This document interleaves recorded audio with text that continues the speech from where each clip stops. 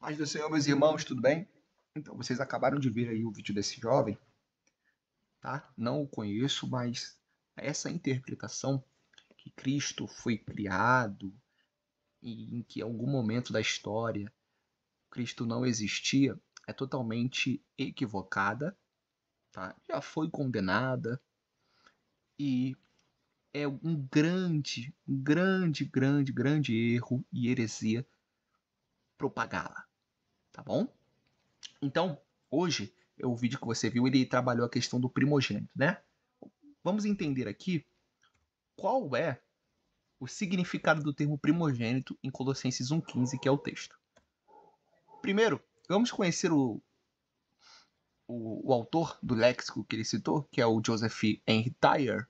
Realmente é um estudioso, tá? Um estudioso bem antigo, já até faleceu, ok? E esse léxico dele é de respeito, tá? Porém, neste ponto aí, ele errou gravemente.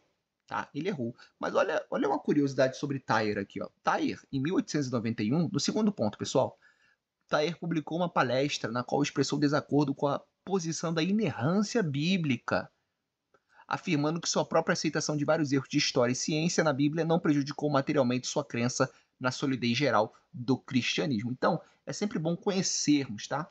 Quem são as pessoas que nós consultamos, até porque ninguém é livre de pressupostos. Mas vamos para o assunto do vídeo. O termo primogênito. No Novo Testamento, temos uma única palavra, que é protótokos, empregada no Novo Testamento por 8 vezes, tá? Aí você pode conferir os textos de Lucas, Romanos, mas o texto que iremos se ater é o texto que está grifado, que é Colossenses 1,15. E você também tem o substantivo, né? Prototokia, que aparece apenas uma vez em Hebreus 12:16. Olha o texto de Colossenses 1,15 aí, o texto grego aqui em cima, e vamos ler a tradução aqui para ganharmos tempo, pessoal. Ele é a imagem do Deus invisível, o primogênito de toda a criação. Essa é a tradução na NVI, tá? De toda a criação.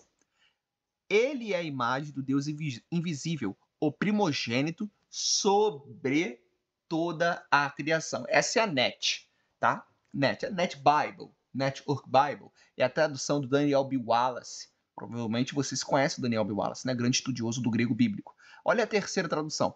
O Filho é a imagem do Deus invisível e é supremo sobre toda a criação. Ele é supremo, ele é sobre toda a criação. Vamos continuar, tem muita coisa.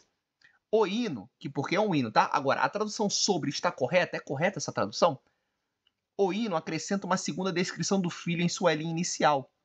O primogênito sobre toda a criação. Chamar Cristo de primogênito, em especial na tradução comum, primogênito de toda a criação, aí como na Teb, na Ark, na Ara, pode sugerir, tá? Pode sugerir que Cristo é um ser criado. Conclusão essa que o líder da igreja Ário chegou no começo do século IV.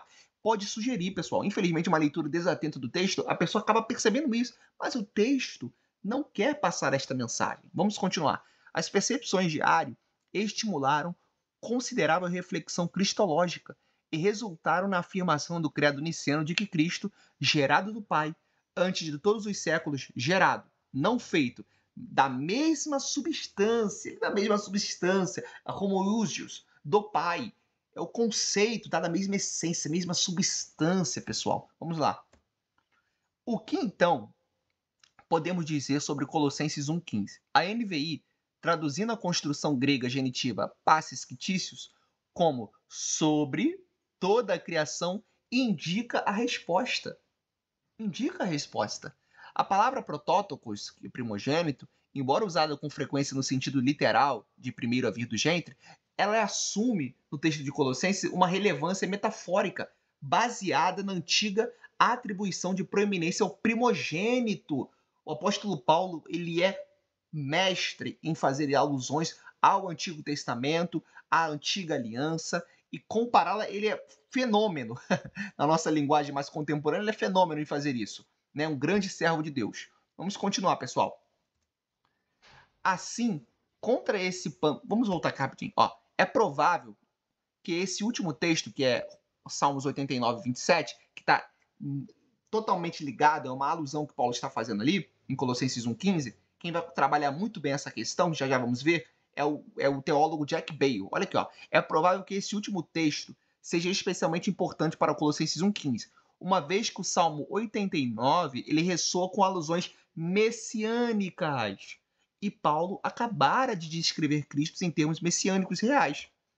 Assim, contra esse pano de fundo, uma vez que o hino ele continua para afirmar que o papel de mediador de Cristo em toda a criação e, por conseguinte, a sua existência da criação, antes da criação, fica claro que a palavra é usada aqui nesse sentido de supremo ser. Aí ele traz a tradução da NVT. A supremacia afirmada no hino pode ser sobre toda a criatura. Porém, a tradução toda a criação encontrada nas versões em português é preferível também, tá? Então, a tradução sobre toda a criação ela é correta. Cristo realmente, esse é o sentido do texto. É porque vai depender também muito da metodologia empregada, mas é esse sentido de supremo ser, supremo sobre tudo, sobre toda a criação. E quem diz isso não sou eu, é o professor Douglas Moo, no seu comentário Colossenses e Filemão, página 157 a 159. Olha aqui a imagem que o professor Jack Bale, no seu comentário exegético Colossenses e Filemão, ele traz. Ó, as coordenadas AB, você pode acompanhar a imagem, e AC se referem à revelação do Filho Eterno e à sua glória portadora da imagem.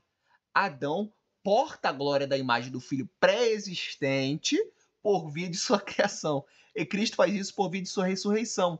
Assim como a criação do Adão humano, como o Filho de Deus manifestou temporariamente a glória eterna do Filho de Deus não criado, assim também a ressurreição histórica do último Adão revela a glória eterna do Filho de Deus encarnado, é o Filho não criado, é o Filho pré-existente.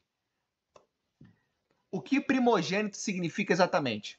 O significado não pode ser que Cristo, o significado, preste bem atenção, ele não pode ser que Cristo foi o primeiro de outros seres que foram criados, pessoal. É um grande erro. Visto que o versículo 16 diz que a criação inteira ela passou a existir por meio dele. Então, somente uma leitura natural do texto, você consegue perceber que o texto não pode estar dizendo que ele foi criado, porque entra em contradição totalmente com o versículo 16. O Antigo Testamento, repetidamente, afirma que o primogênito de cada família israelita obtém autoridade em virtude de receber uma porção dupla de direitos de herança. O judaísmo primitivo projetava essa noção de volta no primeiro Adão, visto que Adão era o primogênito de toda a criação humana, por meio de uma aplicação semelhante. Esse aspecto de Adão como primogênito é projetado de volta no filho pré-existente, que na realidade é o protótipo do primeiro Adão histórico, pessoal. Paulo ele faz essas alusões, tá? Paulo ele faz essas construções. Cristo é o primogênito não somente da humanidade inteira da nova criação, mas também de todas as coisas da antiga. O professor Jack Bale, no comentário exegético Colossenses e Filemão, tá bom? Edições de Vida Nova. Seria errado pensar em termos físicos aqui, como se Paulo estivesse assegurando que o filho havia tido uma origem física, ou que havia sido de alguma forma criado, pessoal. A clássica heresia ariana, em vez de ter existido eternamente com o Filho, junto ao Pai e ao Espírito Santo na divindade. O que Paulo tinha em mente eram os direitos e privilégios de um filho primogênito, especialmente o filho de um monarca, que herdaria a soberania governamental. E aí ele cita o texto do Salmo 89, verso 27. Essa é a Bíblia de Estudo NAA, página 2182, pessoal. Olha aqui, ó. A expressão primogênito da criação não se refere à natureza temporal, ao tempo de nascimento. Antes, é um título de honra. Significa que Jesus é o primeiro em importância. Ele carrega a ideia de prioridade, superioridade, preeminência e supremacia. A palavra pré-existência e singularidade é singularidade de Cristo, bem como a sua superioridade sobre a criação. Quem diz isso? William Barclay, no seu comentário Filipenses, Colossenses e 1º e 2º Tessalonicenses, página 128, pessoal. Tem mais coisa aqui, ó. William Hendricks é enfático ao dizer que o fato de Jesus ser o primogênito da criação não significa que ele é o mesmo, é uma criatura, o primeiro de uma grande linhagem. Ao contrário, ele é anterior a, distinto de e exaltado muito acima de toda a criatura. Como primogênito, ele é o herdeiro e governante de tudo. Cristo é governante de tudo, pessoal. Ele é supremo sobre toda a criação.